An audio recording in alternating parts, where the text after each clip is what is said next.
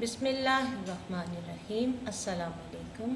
ایپسکس on line support programme میں خوش آمدید۔ درجہ ہے اول تا سوم، جماعت ہے سوم۔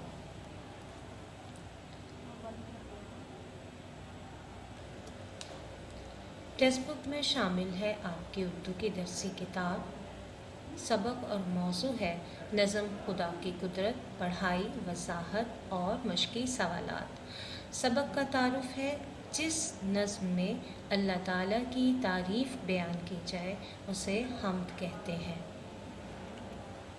آج کی اچھی بات جی بیٹا، آج کی اچھی بات میں شامل ہے وقت کی قدر کرنے والے ہمیشہ کامیاب ہوتے ہیں۔ تو پیارے بچوں، وقت اللہ تعالیٰ کی ایک عظیم نعمت ہے، بہت قیمتی سرمایہ ہے۔ اس کی ایک ایک گھڑی اور ہر سیکنڈ اور منٹ اتنا قیمتی ہے کہ ساری دنیا دے کر بھی اس کی قیمت ادا نہیں کی جا سکتی۔ اس لیے کبھی وقت کو ضائع مت کیجیے۔ تدریسی مقاصد کو مد نظر رکھنا بہت ضروری ہے تاکہ تمام بچے نظم کی انفرادی طور پر بلند خوانی کر سکیں گے اور تمام مشقی سوالات مکمل کر سکیں گے۔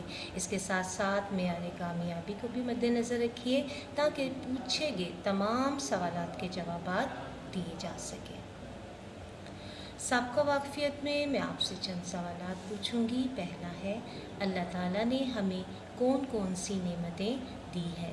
جی بیٹا سوچیے اور بتائیے، اللہ تعالیٰ نے ہمیں کون کون سی نعمتیں دی ہیں؟ بالکل صحیح، اللہ تعالیٰ نے ہمیں بے شمار نعمتیں دی ہیں، جیسے ماں باپ، بہن بھائی، اچھی صحت، تندرست جسم، چمکتا ہوا سورج، زمین، آسمان، پھل، سبزیاں، الغرض ہر چیز جو اللہ نے بنائی ہے وہ اس کی ہمارے پاس ایک نعمت ہے، اس کی نعمتیں ان گنت ہیں۔ دوسرا سوال ہے، ہم اس کی نعمتوں کا شکر کیسے ادا کر سکتے ہیں؟ جی بیٹا سوچئے کہ ہم اس کی نعمتوں کا شکر کیسے ادا کر سکتے ہیں؟ بالکل صحیح، اس کے احکام پر عمل کر کے ہم اس کی نعمتوں کا شکر ادا کر سکتے ہیں، یعنی اس نے جن کاموں کے کرنے کا ہمیں حکم دیا ہے وہ ہم کریں اور جن سے اس نے منع کر دیا ہے ان سے ہم رک جائیں۔ اس طریقے سے ہم اس کی نعمتوں کا شکر ادا کر سکتے ہیں۔ تیسرا ہے، وحدہ لا شریک کا مطلب کیا ہے؟ جی وحدہ لا شریک کا کیا مطلب ہے؟ تو بیٹا اس کا مطلب ہے کہ اللہ تعالیٰ ایک ہے اور کوئی اس کی ذات، اس کی صفات اور اس کے اعمال میں کوئی شریک نہیں ہے، وہ اکیلا ہے۔ تمام کائنات کا نظام اس کے اندر اتنی قدرت ہے کہ وہ اکیلا اس بڑی کائنات کو چلا سکتا ہے کیونکہ اس کے ساتھ کوئی شریک نہیں ہے۔ آج ہم اردو ادب کا سبق پڑھیں گے۔ عنوان ہے نظم خدا کی قدرت، شاعر کا نام ہے اسماعیل میرٹھی۔ نظم کی بلند خوانی کریں گے۔ خدا کی قدرت، جو چیز خدا نے ہے بنائی اس میں ظاہر ہے خوشنمائی، یعنی اللہ نے جو چیز پیدا کی ہے اس سے اس کی خوبصورتی ظاہر ہوتی ہے۔ اس کی قدرت سے پھول مہکے، پھولوں پہ پرندہ آ کے چہکے، یعنی یہ اللہ کی قدرت ہے کہ وہ مٹی سے پھول اگاتا ہے اور پھر ان پھولوں پر پرندے آ کے گنگناتے ہیں، میٹھی بولیاں بولتے ہیں، چڑیوں کے عجیب پر لگائے اور پھول ہیں عطر میں بسائے، یعنی اللہ تعالیٰ نے تمام پرندوں کے پر بالکل ایک دوسرے سے مختلف بنائے ہیں اور جتنے بھی پھول پیدا کیے ہیں سب کی خوشبو الگ الگ ہے۔ تاروں بھری رات ہے بنائی، دن کو بخشی عجب صفائی، یعنی اللہ تعالیٰ نے تاروں بھری رات بنائی ہے اور دن کو سورج کی روشنی سے اجالا دیا ہے۔ جاڑا، گرمی، بہار، برسات، ہر رت میں نیا سما نئی بات، یعنی اللہ تعالیٰ نے چاروں موسم بنائے، سردی، گرمی، بہار، برسات، اور ہر رت یعنی ہر موسم میں نئی نئی چیزیں پیدا کی۔ ہر موسم اپنے ساتھ نئی چیزیں لے کے آتا ہے۔ مٹی سے خدا نے باغ اگائے، बाहों में उसी ने फल पकाए। अल्लाह ताला ने मिट्टी से बड़े बड़े बाग पैदा किए और फिर उन बागों में फल भी लगाए। गायें भैंसें अजब बनाई, क्या दूध की नदियाँ बहाईं। यानी अल्लाह ताला ने गायें भैंसें अजीब पैदा की हैं कि वो हमें दूध देती हैं और वो भी रोज़ाना। पैदा किए ऊँट बैल घोड़े, हर शय के बना दिए हैं जोड़े। अल्लाह ताला ने हर चीज़ के जोड़े बनाए हैं, चाहे वो ऊँट हो, बैल हो, घोड़े हो या कोई भी परिंदा हो। दो होंठ दिए कि मुँह से बोले, शुक्र उसका करें ज़ुबान खोलें। यानी अल्लाह ताला ने, वैसे तो हमें पूरा जिस्म अल्लाह ताला की एक नेमत है, लेकिन ख़ास नेमत अल्लाह ताला ने जो हमें अता की है वो होंठ और ज़ुबान है। वो इसलिए ताकि हम उसकी दी हुई इन तमाम नेमतों का अच्छे तरीके से शुक्र अदा करें। मश्क की तरफ चलते हैं बेटा। पहला है आपका, बताएं कि आपने कौन कौन से फल देखे हैं। जी बेटा सोचिए और बताइए कि आपने कौन कौन से फल देखे हैं।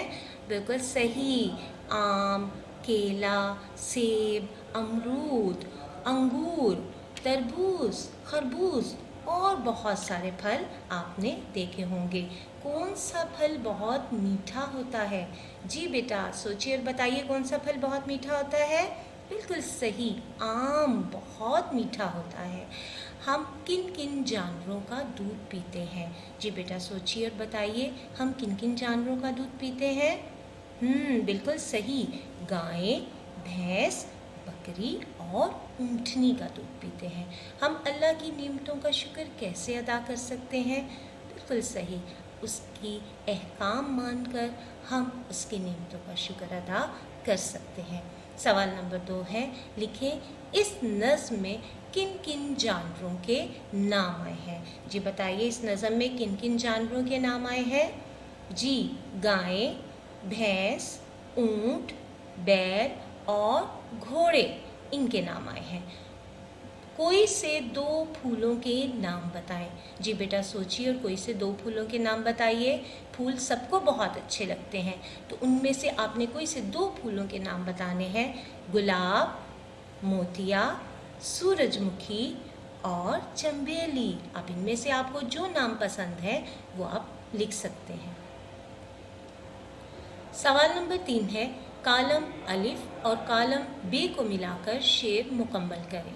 अलिफ है, उसकी कुदरत से फूल महके, और कालम बे में आपने इसका जुज़ तलाश करना है, यानी फूलों पे परिंद आके चहके। आगे है, तारों भरी रात है बनाई, और अब इसका क्या होगा बे में?